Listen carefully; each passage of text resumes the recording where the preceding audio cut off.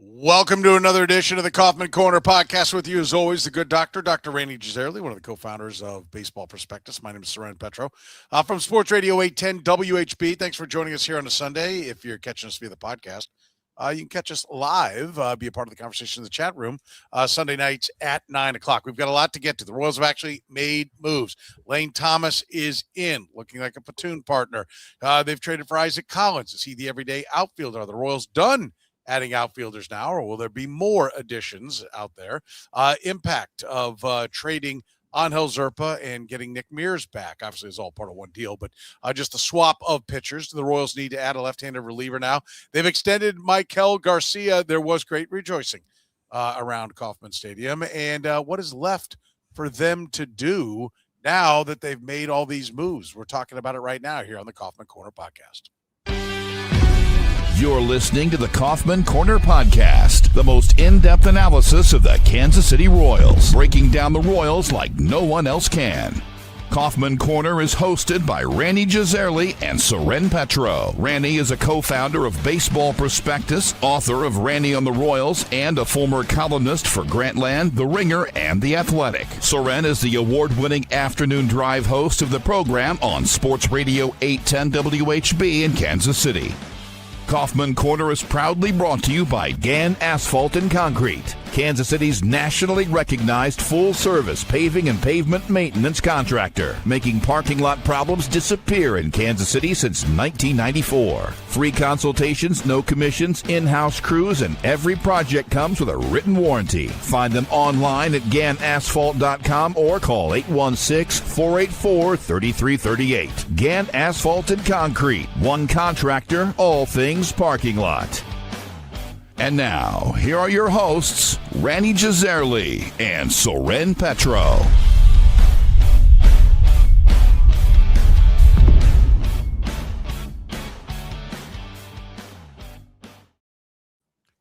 right, thank you very much, Curtis. How about it, Rany? Look, we've got sad news, obviously, over on the football side, as the Kansas City Chiefs were eliminated from the playoffs today, and their quarterback tore his ACL. That's not what you want to hear when the most important player in franchise history has torn his ACL. So we acknowledge that, and of course, everybody hoping for a speedy recovery for Patrick Mahomes. You want to say anything about that, Rany? You're wearing red today. You don't do that normally here on this. No, I do not. I do not. I assume you're trying to make some kind of statement. I love my quarterback. I don't know if it needs to be more profound than that. And today of all days, I felt like it was necessary to just remind myself, if not everyone else, how thankful I am to have him in my life. And, you know, God forbid this had to happen, but if it did, it happened at the end of what was already a wasted season. Like, how blessed are we that he was able to avoid this injury for the last 8 years. The last 7 years as starting quarterback for the Chiefs, you know, going to the playoffs. And if he had to suffer this misfortune, at least it happened in a year where the Chiefs were literally seconds away from being eliminated from the playoffs anyway. Yeah. And the timing is such that if he rehabs with the same ferocity with which he has approached everything in his career, I am optimistic he'll be ready for week 1 next season. And may we all never take him for granted ever again.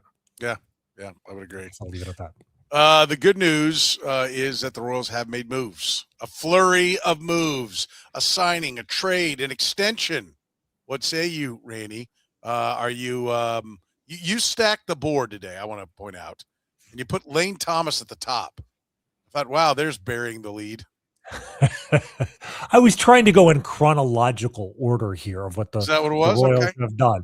Like it's you know, it's funny at the end of last week's podcast, I think the first thing I said to you after we went off the air was, wow, we got an hour show out of nothing. The Royals did nothing at the winter meeting. Rumors and innuendos. Rumors and innuendo. And now our cup runneth over.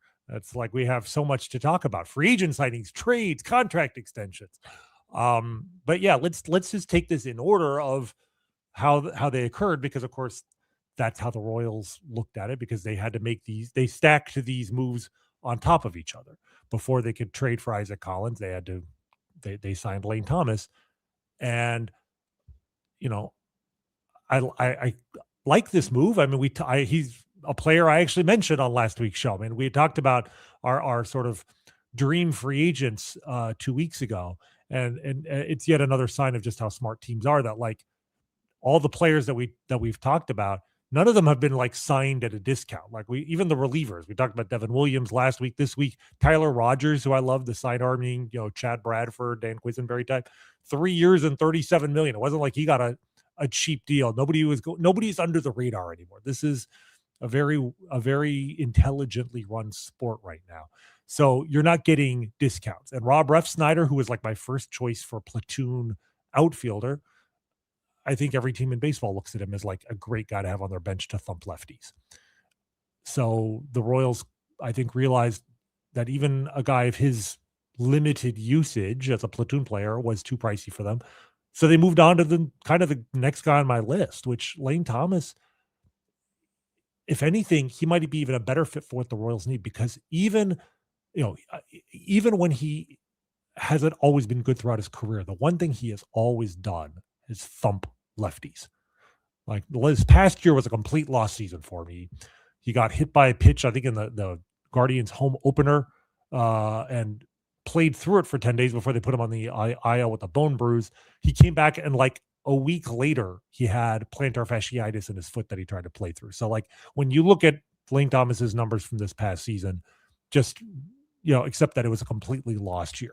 But if you go back to like 2024, he had overall numbers were okay, and an OPS plus of 100. He was a league average guy. But against lefties, he was fantastic. He had 302, 386 OBP, 492 slug, right? 878 OPS that year. His career OPS against lefties is 859 in 612 career at bats. So basically a full season's worth of at bats. He's got 25 dingers, 40 doubles, 6 triples. I mean, he's a cult hero in Cleveland, even though his overall numbers with the Guardians were pretty terrible, because he had a grand slam in the deciding game of the ALDS in 2024 against Tarek Skubal, the best lefty maybe on the planet. So he does one thing well, but it's the one thing the Royals desperately needed. And if he's healthy and they use him appropriately, I mean, the Royals are probably going to face a lot more lefties than the average team, because teams are going to be eager to throw lefties at them. So he could easily get 200 plate appearances just against lefties this coming year.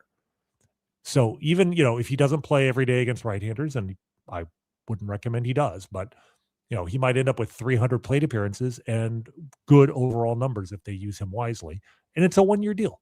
So like the downside is limited. The upside is he's exactly what the Royals need.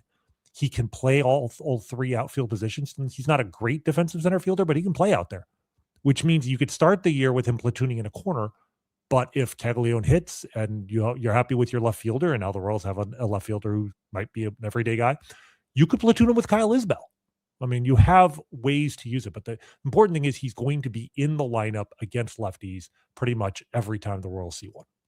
Yeah, and listen, that's your guy to go with, Jack Caglione, right? That's the plan there. That's plan A. Historical season, yes, with the hope that you won't need him for Caglione, but if you don't, you can use it. You'll still use him somewhere. He'll play. It's just a matter of, will it be right field, left field, center field, DH. He's good enough. His bat will be in the lineup against a lefty somewhere. Yeah, and so that fits. Now the question is, we can kind of just group them all together. Is Isaac Collins good enough to play every day? Is this the answer? The other outfield spot is as a switch hitter, he's going to play every day.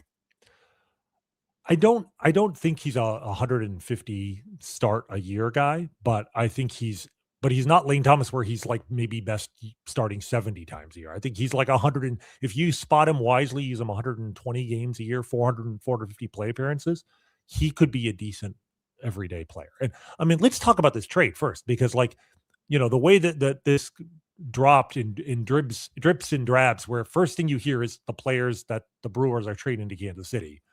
And then there's that, couple minutes where we were all waiting. Like I like the players they got. I'm like excited. We got a a very good fourth outfielder who might be an everyday guy and a reliever, but you're like, okay, this is going to hurt. In my mind, I'm thinking, okay, this is the Chris Bubic trade.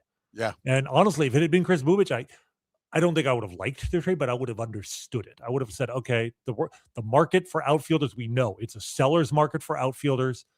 The Royals were, unable to find a real market for Chris Bubic. This is what they were able to get. They got a guy with 5 years of club control and Isaac Collins. Yeah, I could have talked myself into it. And then then the next tweet comes out. I think it was Jeff Passan who first reported it. And I think that the way he phrased it was what kind of fooled me on this, because he said, yeah, left-handed reliever Angel Zerpa is headed back to the Brewers in the deal that sends Isaac Collins and Nick Mears to Kansas City. I read that and I'm like, okay, he's in the deal, headed back. That's in my mind, that's not the full trade. So I'm like, okay, Angel Zerpa, okay, and then there wasn't an and. Like, there are many tweets you can find online from Brewers fans, the vast majority of whom were underwhelmed by the trade. I think my favorite though was actually from a Braves blogger, because Passan tweeted the first that the Royals were acquiring the two players with nothing else in the tweet at 5:21 p.m. yesterday. At 5:22, Scott Coleman, who's a blogger for the Atlanta Braves, so no skin in the game, he quote tweets, "Ooh, this is going to be a pretty big one, I think." 4 minutes later, he replies to his own tweet. Apparently not? ? What ? That was sort of my reaction. I'm like, yeah, ooh, this one's gonna hurt. And then it was like, it didn't hurt. I'm fine with it. Like, Angel Zerpa, I get it from the Brewers' perspective, but like this, given the market, specifically given how we know that this was such a difficult market to find outfielders in, especially right-handed. But I mean, Isaac Collins is a switch hitter, which great. I mean, I like having a little. I think I've lamented the fact that the only switch hitter we've had on the team in the last couple of years is Drew Waters. I like having a switch hitting bat in there. But given that the market was so, it was a seller's market, and it's like, this is the best thing the Brewers could do. What I think is interesting is, just as much as the market was a seller's market for outfielders, it also seems to be a seller's market for left-handed relievers, right? We talked about this a week or two ago with the trade of Harry Ford from the Mariners to the Nationals for Jose Ferrer, a left-handed reliever. And, say what you want about Harry Ford and whether or not he's still a top 100 prospect, but it was like, that's a lot to give up, a potential everyday player, whether he's a catcher or not, for a left-handed reliever. And I do think, I do wonder if the Royals looked at that trade and were like, well, if left-handed relievers are commanding a premium, that's an area we can deal from. And sure enough, they traded a left-handed reliever and got their outfielder. And then they also got a right-handed reliever with some upside in Nick Mears as well. So I'm, I just want to say that, like, JJ, this is one of the more impressive little moves he's made, turning an asset, but not something anyone's going to miss, into a player who might be at least a partial solution to their biggest problem. Let's try to understand the motivation here, right? Like, why do the Brewers do this deal? Let's unwind it from that. Yep. And see if we can figure out, like, was this just an extreme surplus for them? And so they're like, okay, 97, 98 mile per hour left-hander, we'll fix him. We're the pitching gurus.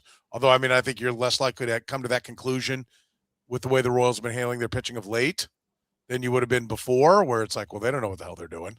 But why do you think this is the deal the Brewers made? Because I'm with you. I think you got like you said, a 400 plus at bat outfielder, right, and a serviceable reliever for a guy who is okay, like has dazzling stuff, but at the end of the day, the net results are okay.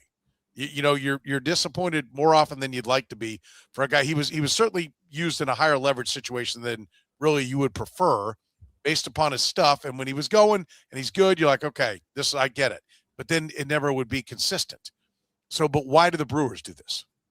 It's an excellent question. And we have to stop and acknowledge these are the Milwaukee Brewers. Like, you have to, anytime you make a trade with them, you have to think they may know something you don't. Like, if the Royals had made this trade with the Rockies or the Pirates or something, we'd just be like, dancing around, just be like, mocking them and just being like, we got one over on them. The Brewers, even their fans who are, like I said, underwhelmed with the trade are like, well, then maybe they know something we don't, right? Like, and from a Royals perspective, you have to be a little bit terrified they know something we don't.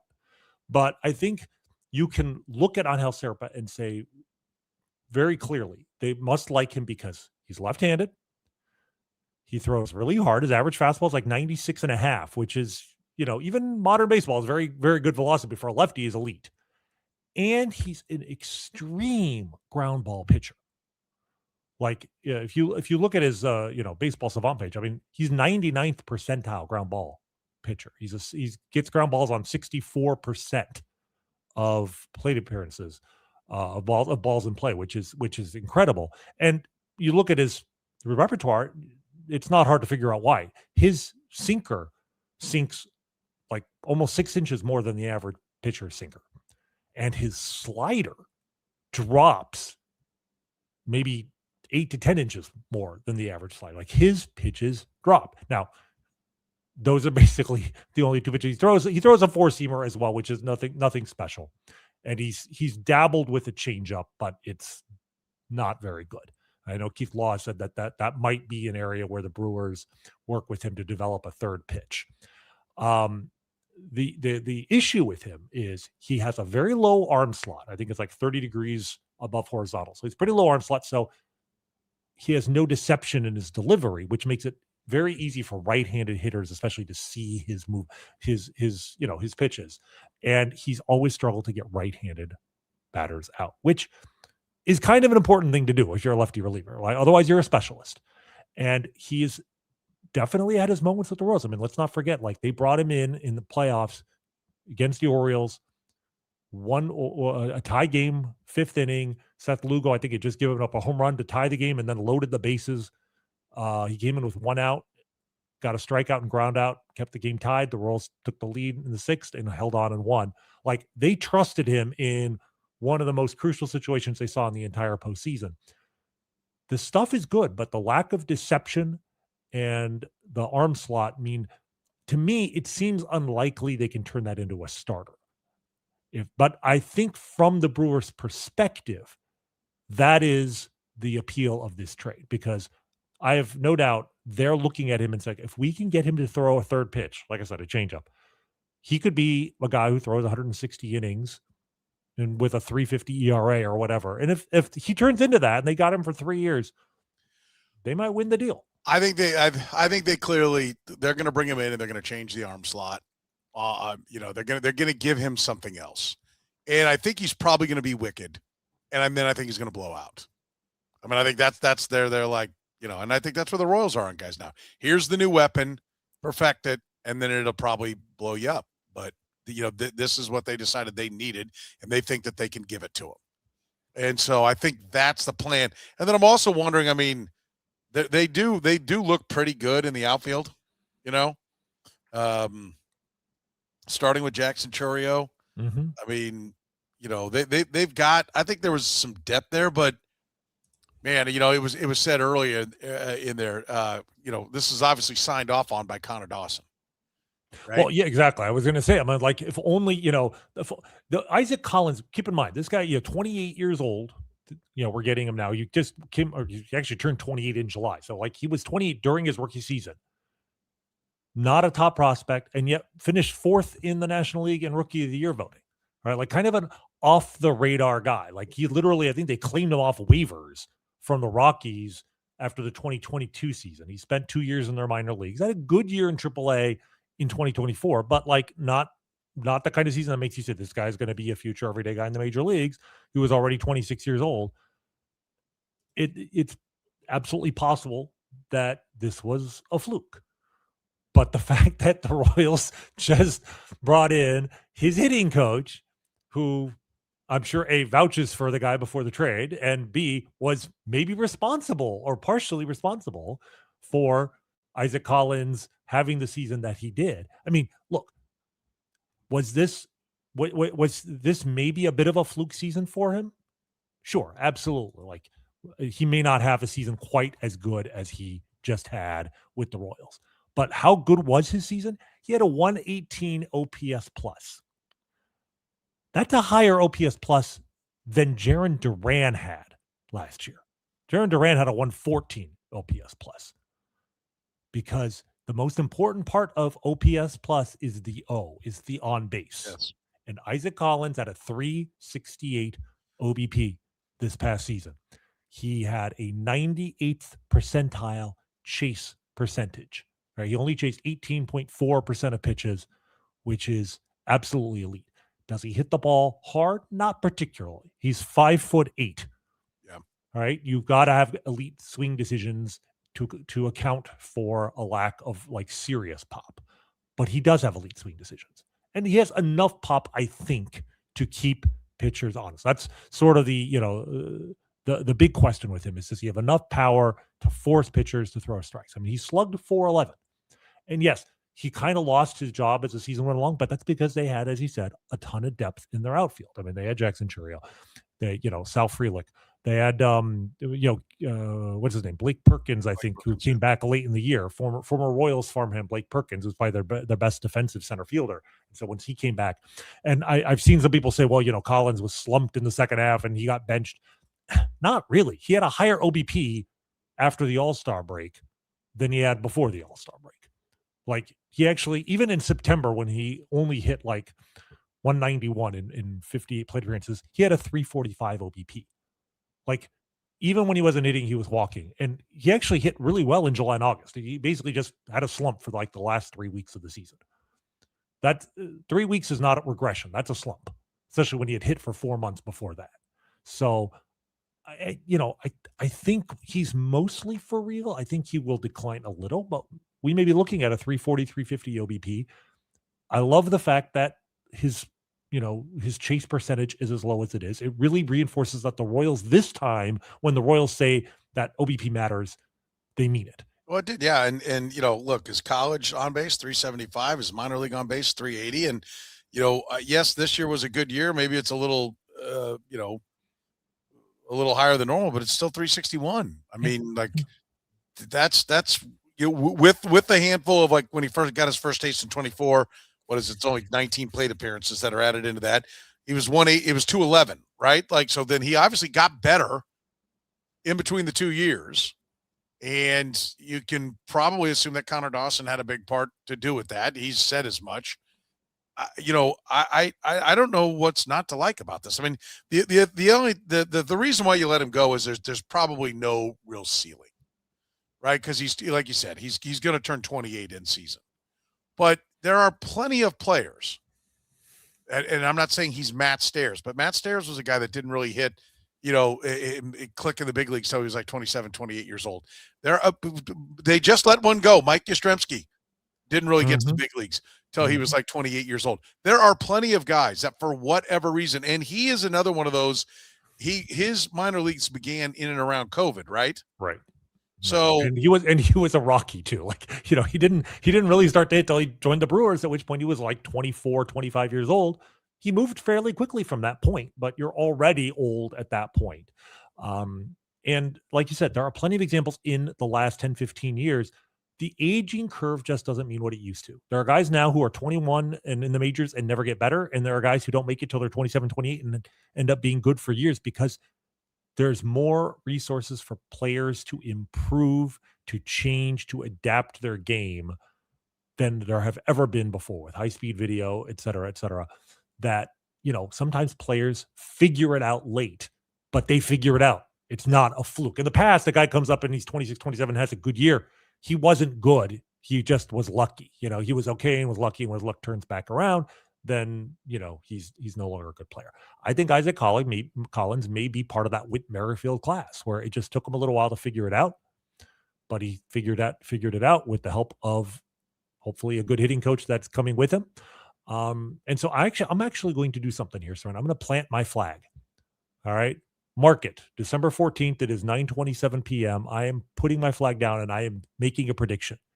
The Royals are finally going to do it next year. For the first time since 1989, the Kansas City Royals will not finish in the bottom half of the American League in walks drawn. Okay. It's going to happen.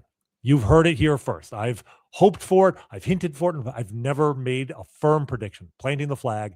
Isaac Collins is here. They kept Jonathan India around, who, if nothing else, will give you plate discipline and get you some walks. Like, they are emphasizing it. They've brought in a new hitting coach from an organization that I think the Brewers are like third in the league in the league in walks drawn last year, something like that. Like, they actually are practicing what they preach now. Yeah. And I think this is the latest example of that. And I think we're finally going to see improvement in that category. All right, we'll talk about whether or not they need to add another outfielder to the mix. We'll also get into the relief corps. We'll do it after you hear from our friends at Gann Asphalt and Concrete. Gann Asphalt and Concrete, proudly serving the greater Kansas City area. Nationally recognized full-service paving and pavement maintenance contractor. Locally owned and making parking lot problems disappear in Kansas City since 1994. Let Gann educate you about the most cost-effective way to solve your parking lot problems. With free consultations, no commissions, in-house crews, and every project comes with a written warranty, Gann Asphalt keeps your parking lot safer and helps you and your business avoid unnecessary delays and costly expenses. Find Gann online at GannAsphalt.com or call 816-484-3338. Gann Asphalt and Concrete. One contractor, all things parking lot. This isn't just any burger run. This is a burger run for Whataburger Sweet and Spicy Bacon Burger. 2 fresh all-beef patties with melty cheese, grilled onions, crispy bacon, and sweet and spicy pepper sauce. One for you, one for him, and one for your unofficial roommate, Brad. Always order an extra. You know, for Brad. The all-time favorite sweet and spicy bacon burger from Whataburger. Just like you like it. All right, let's talk a little bit about the needs now, Rany. Is this it for outfielders, or are you still looking? I don't think they're done. I really don't. I think the beauty of both of these moves, and I think Isaac Collins, like I said, I see him as a guy they would love to have as one of the solutions to the corner outfield problem, but like, I don't think they see him as an everyday guy. And I think that's fine. I think that getting him now gives them the flexibility that if they can land another outfielder, and it may just be a platoon type, but there is space for that on the roster. He doesn't make a lot of money. They haven't added much in the way of payroll here. So they still have room for a $5 to $10 million option. The question is, do they want to get greedy and go for an everyday guy and make Isaac Collins basically a very valuable fourth outfielder, or do they want to get another Lane Thomas type? Because Collins is a switch hitter, but at least as a rookie, he hit right-handers a little better than lefties. That may be a fluke. It was a small sample size. In AAA in 2024, he had like no platoon split. He hit lefties and righties equally well.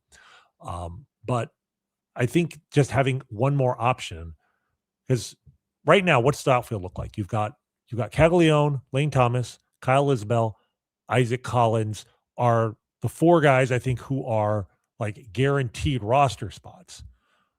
But beyond that, I mean, Michael Massey, is he an outfield? You count him as an outfielder? You got Nick Lofton, you've got Tyler Tolbert, but like none of those guys. Massey's going to be on the roster, but I don't know how much he's actually going to be playing in the outfield. So I think there's room. I'm not. Are you convinced Michael Massey's going to be on the? I mean, like if they're going to bring in another outfielder, where does Michael Massey fit? I mean, he might. I think that in that case, they might use him at second base and have Jonathan India DH some. Like this roster is still in flux, and that's why the thing about Collins is being a switch hitter who could play left field, but not every day. Like I think he gives you the flexibility. You can add somebody if the opportunity presents itself, but you don't feel like you are forced to make a move just for the sake of making a move. He's, you can pencil him in now and write his name in pen later. But if an opportunity arises to get somebody else, you feel good about the fact that you can still keep him around in a more of a backup role. You've got him for 5 years. Like, I don't think he's actually going to be a good player for the full 5 years. If he's an everyday guy for 3 years and then you let him go, he's still, absolutely worth getting. But I just feel like he's not so good that they don't feel like they can add somebody else if the money is right, in free agency. I said Michael Massey for me, like he doesn't even hit righties well enough for you to be like, well, we're going to platoon him. Like Michael Massey's the odd man out as I see it right now. I could absolutely see a scenario where if a team is looking for somebody who can play second base, because the value the problem is a large part of his value is the fact that he's actually a competent defensive second baseman.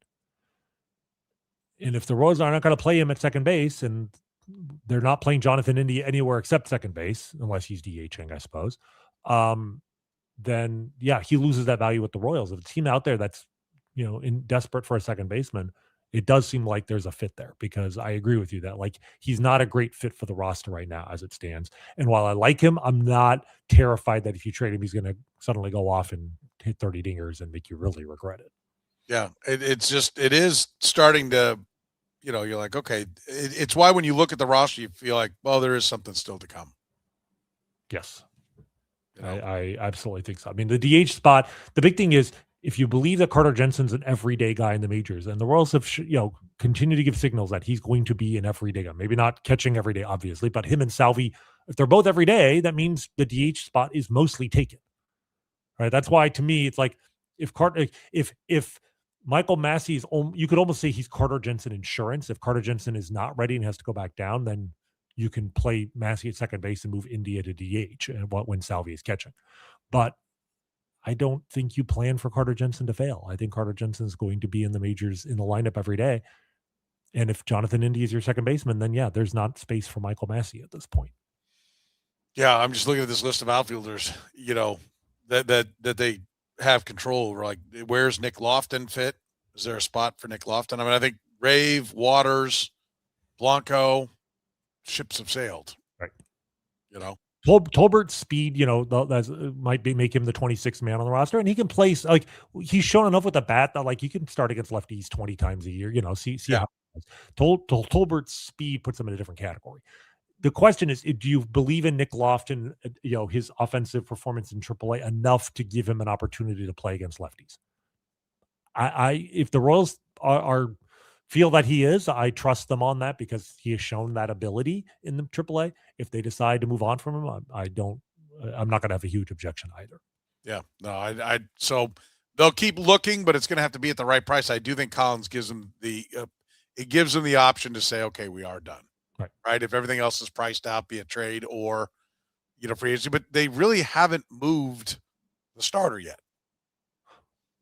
This is true. I mean, they're in a good position. I mean, they were able to fill that outfield slot without trading a starting pitcher.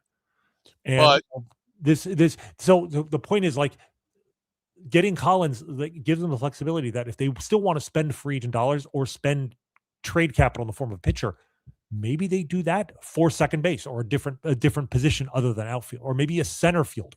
Maybe they go out and actually get an everyday center fielder and not worry so much about the corners, because they got Caglione on one side, they have Isaac Collins on the other side, they have Lane Thomas in a backup role. They have a lot of freedom now to pursue opportunities wherever they are. What does that now mean for the bullpen? Right, like Luinder Avila. Are you counting on Bolin or Avila taking a big step forward now? Because Mears is good. He's a guy. But right? Mears is good. He's not as good. I'd rather have Angel Zerpa. I think the upside is more, but Mears is good. Keep in mind they signed Alex Lang, right? So they gave him a major league contract.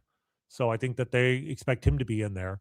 And then I'm a big believer in Steven Cruz, as you know. To me, I'm not even that concerned about from the right-handed side. The question is, do they need to go out and get a lefty reliever to replace Angel Zerpa? Right now, the only lefty reliever that you're really pretty certain will start the season with the team is Daniel Lynch. Do you need another lefty or not? Now, Bailey Falter is on this roster, and they have not cut him yet, unless I missed a transaction. And there's clearly not a spot for him in the rotation. They clearly liked something about him when they got him. Otherwise, they wouldn't have traded for him in the first place. Whatever you think of him as, if you're the Royals, you have to figure his stuff will play up more in the bullpen. So maybe Bailey Falter is that second lefty, and then you don't have to go out and get another reliever. I don't know. I mean, are you enamored with Lynch? I mean, I think they have to go get another lefty. I don't think Falter and Lynch are what you're going to roll out there. My philosophy has always been like it's nice. Like having a lot of lefty relievers is a nice luxury, but if you've got enough good right-handed relievers, it's not as important as people think. Oh, you have to match left right. I don't think it's that important.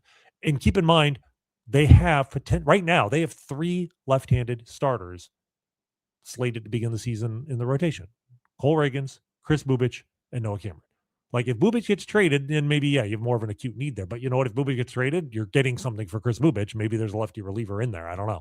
But right now, if you have 3 lefty starters in your rotation, your need for another lefty reliever goes down quite a bit. And either you add, like if you actually are going to the playoffs, either you add one at the trading deadline, or frankly, maybe Noah Cameron moves to the bullpen for October because he may not be in your playoff rotation. So like, I just don't think that is an emergent need right now in December or even in March. The Royals have to go out and get another lefty reliever. Yeah. I don't think they have to, but I think they'd like to. I think they would. There are a few out there that are interesting, but like I just feel like all the good lefty relievers, there's like I said, it's a seller's market, and those guys are going to get a lot of money. Like you want Drew Pomeranz at age 37, maybe I'd take him, but like that's the kind of level of guy you're looking at. You're going to have to take, if you want to take a flyer on some guys, great, but I just don't think that you're going to go out and get, I don't know, Sean Newcomb or something like that. It's probably going to command too much money, more money than the Royals want to pay. Where do the Royals use Mears? I mean, I think I see him in the fifth, sixth inning role, kind of the same role that Angel Zerpa was, but obviously coming from the right side. And he's an interesting guy too. I mean, he was I think he was a Pirate and then a Rocky before he became the Brewer. And he was with some bad organizations. He went to Milwaukee. He didn't have a great year, but he had a good year. And his fastball, his four-seam fastball, has good IVB, good induced vertical break. It rises more than the average four-seam fastball does. And we know how much the Royals love that. It's really, if there's one, I feel like, one overriding philosophy, one similarity all the pitchers they acquire seem to share, it's that they have fastballs that go up high, because then that can play off of some of their other pitches. His slider has excellent swing and miss. Like he had one of the highest chase rates of any reliever in the sport, and that's something the Royals were lacking a lot last year. The one thing that their bullpen had, nobody really missed bats. I mean, even Lucas Erceg wasn't missing bats a lot. Nick Mears misses bats. So I don't think he has the upside of Zerpa in the sense that lefties who throw that hard with that much sink are just they're just unusual. But I think he could be a good 60-inning reliever for the Royals. He might move ahead of John Schreiber in the pecking order. You know what I mean? Like he's not going to be closing. I'm hoping someone like Steven Cruz will move into that 7th inning role, but he might be right behind Steven Cruz and be a valuable member of the bullpen. Yeah, that makes sense. All right, we still want to talk about the Maikel Garcia. A lot of good things to talk about, as you were saying, Randy. Different, we've got signings, trades, and Maikel Garcia is going to be around for a while. We'll do that after you hear from our friends at Northland Injury Law. Northland Injury Law, Kansas City's Google 5-star rated personal injury lawyers, serving KC for more than 40 years, voted Kansas City's #1 accident lawyers, helping people with serious injuries from car accidents, work accidents, falls, and other personal injuries. Northland Injury Law doesn't get paid unless they get money for their client. Don't wait, get compensated now. If you have a case, text HURT to 22222. That's HURT to 22222, or call 816-400-HURT. That's 816-400-4878. The choice of a lawyer is an important one and should not be based solely upon advertisements.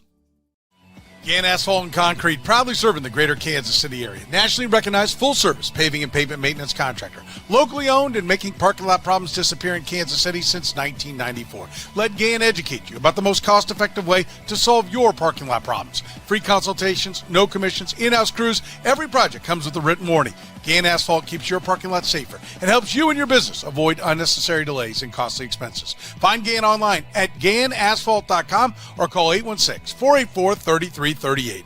Gann Asphalt and Concrete, one contractor, all things parking lot. What do you think about the extension for Maikel Garcia, Randy? I hate it. I mean, you really think I was going to say I hate it? Like, have the Royals ever given out a contract extension to a young core player that I've hated? Like Hunter Dozier, that one made me pause because he wasn't young and he wasn't coming off a good year. Maikel Garcia is, I mean, it's easy to forget this. He's younger than Bobby Witt. You know, like I think he turns 25. No, he's 25 now, but he's 3 months older than Bobby Witt. He's not younger, but almost as young. We think of Bobby as like unbelievably young and talented. Maikel Garcia, nearly as talented this year and nearly as young. And so, yeah, there was absolutely, I'm sure there would have been a contract that I wouldn't have liked, but like they weren't going to get there. Like 5 years and $57.5 million guaranteed with a club option, buying out 2 potential years of club control. That to me is the key. I was hoping for 3. When we talked about this in the past, I was really hoping for 3, but I think when Bobby Witt's contract came through, I was hoping they would buy out 4 years and was afraid it'd be 2, and it turned out to be 3. That always ends in the middle, right? Because both sides have something to gain here. Maikel Garcia was not going to give up 1 more year of club control, but the 2 years the Royals bought out will be his ages 30 and 31 seasons. Like they had him for ages 26 through 29. What did they get? They got age 30 and 31. When do players nowadays start to really fall off a cliff? At 32. So like it would have been nice to have had that extra year, but just having him for the ages 30 and 31, that's so much of the excess value that you could have garnered in an extension, that it's really hard to complain about that. And then, the other advantage here is the money is really good for him, but like if he went year to year and he continued to hit like he did this past year, he would have gotten a lot more money, certainly in the last 2 years, probably his last year of arbitration. He would have gotten a lot more. And then, the 2 years they bought out. So if you look at the numbers, I think he got a 1.3 million signing bonus is my understanding. I haven't seen the exact breakdown, but I've sort of done the math here. And then he's getting 4 million this coming season. So we'll say 5.3 million for 2026. And then it's 7, 10, 13, and 19 with a $21 million option. Like if he's going year to year, that last year, 2029, he's making a hell of a lot more than $13 million. He's probably making 20 million in arbitration right there. If he's the hitter that he was last year. If he is the hitter, yes, he was last year, yes. Which keep in mind, he was on a 3-year slide of OPS from when he debuted, a handful of at-bats. I probably shouldn't say that, but a 2-year slide because it was only 22 at-bats the first year, but 681, 614, and then this past year, 800. Because 800, I know he was chasing 800. That was one of the things when we had our list of what we'd like to see once they were eliminated, and it was him get that OPS to 800. And he came in at 800 even, 286, 351, 449. Yes, is there ceiling though? Or is this it? I think he could develop more power over time. His power, he barely hit for any power at all in the minor leagues, and he's developed. His home runs obviously went 4, 7, and then 16. I don't think that's a fluke. Home runs are 39 doubles. It wasn't like just some doubles moved over because they crept over the wall. Right. And the one thing that the reason why I was optimistic about him going into the season, even though back in March, it was a question whether he was even going to play every day, was that he was coming off of bad luck in terms of the results on balls that he put into play in 2024. And sure enough, that stabilized. Like his weighted on base average in 2024 was 270, which is terrible. This past year, it was 347, which is excellent. But that's a 77-point jump. You say, well, that's, is he really that 77 points better? But if you look at his expected weighted on base based on, quality of balls hit, his expected weighted on base average in 2024 was 300. He was basically unlucky to the tune of 30 points. In 2025, it was 335. So he was lucky, but only by 12 points. So in other words, what looked like a 77-point jump in his performance using the underlying metrics was only about a 35% jump. Like literally like less than half of as much improvement as look. He just went from being really unlucky to a little bit lucky. And so a little bit of luck, okay, maybe he'll regress a little bit. Yeah, I don't know that he'll average an 800 OPS over the next 5 years. but I think he'll get close. And I think he'll have years. I do not think this was the best offensive performance of his career. The question to me is how good will his defense hold up? Because his defense is the reason why he's absolutely worth this trade. If he was just an average defensive third baseman, I'm not sure I would this signing would be that valuable to the Royals. But he is the reigning Gold Glove defensive third baseman in the American League, and deservedly so. He was an exceptional defensive third baseman, which makes sense because he was a shortstop and, was not considered a bad, like he was considered capable of playing shortstop at the major leagues and absolutely would have if Bobby Witt wasn't already there. And the Royals basically have two shortstops on the left side of their infield. That's why the best part about the team and the best left side of an infield in Major League Baseball right now, it's not even a question in my mind. It's Maikel Garcia and Bobby Witt. Pretty simple. So that is why, to me, even if his offense progresses a little bit, he'll be worth this money. Well, I think he'll probably end up being worth this contract. I think this is, a Latin American kid signing the deal. I don't think an American kid would have signed this deal, right? You agree?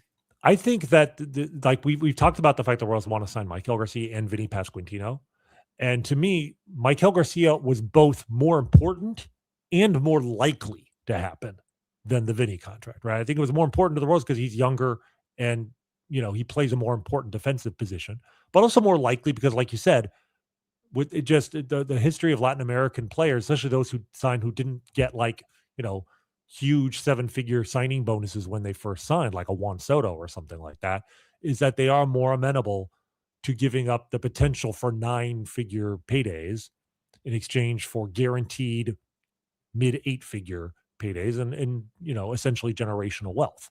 And I think that this contract threads that needle very nicely for the Royals and for Maikel Garcia. He's got $57.5 million guaranteed. And there are escalators in this. He could be an extra, I want to say another 10 to 15 million. It's not exactly clear how he earns them. It could be something as difficult as winning an MVP award in that contract, but he could stand to make more money. And if they pick up the option, that's another 21 million. So he's not going to be hurting. And I don't think this is not the Salvador Perez initial contract. Like there's no point, I think, where people be like, this is literally unfair to him. He got taken advantage of. But it is absolutely in the Royals, best interests to do this because the upside for them is they're getting a $25 million player for $15 million or whatever. They could be saving $10 million a year in the last 2 or 3 years of this deal. I will push back on. I agree with everything you said there, except for I don't think he's more important than Vinny Pasquantino. I agree with you that he plays a more premium position. I agree with you that he's younger. I agree all those things. But you have to have somebody who can really hit the ball over the wall. And right now, very soon, you have Salvador Perez, but Salvi, those numbers have to be ending at sometime soon. Vinny does that. And you have to have someone like that in your lineup. We saw how much their offense fell off the table when he went down last year or 2 years ago now, however you want to describe 24. So but I'm not going to sit here and argue with you. I don't care if you. Well, I mean, and I certainly hope that this contract is succeeded by a Vinny Pasquantino contract extension announcement, between now and spring training. I think Vinny just, tweeted out just like an approving tweet after, I think something like, dinner's on you next time, Maikel, or something like that. But he actually did send out a tweet acknowledging this. And of course, the unstated subtweet there is, yes, I know everybody wants me to sign the same thing. I mean, he could have said nothing. So I'm hoping that that's a good sign that he's amenable to the same treatment from the Royals that his teammate just got. Yeah, I hope so too. It'll be one hell of an offseason if that is the case. All right, so what's left to do? What's next? It's a really good question because, again, the Collins trade has thrown me for a loop because we figured the Royals needed to solve their outfield situation, and they had these assets that this excess of starting pitching to use in order to get it, and somehow they acquired a quality outfield solution without surrendering a starting pitcher. So they are in a position, they have the luxury of not having to do anything, but still very capable of doing something. So, it does make me wonder, is there one more move? And by move, I mean like a big move, whether that is spending a lot of free agent dollars, which I still think they can afford, in getting a real difference maker, or packaging that pitching and maybe one of their current everyday players for a real upgrade. And I still feel like second base is the most obvious place to do that, because Maikel, obviously not. Bobby Witt, not. Vinny Pasquantino, I don't think you're moving him. And you're not moving a catcher. Center field would be the other obvious area.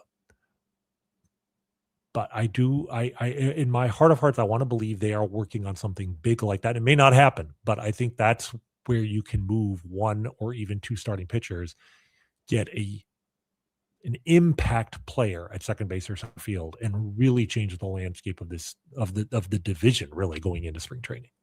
Yeah, I like to believe it. Just with all the pitching, I feel like they almost have to still do something.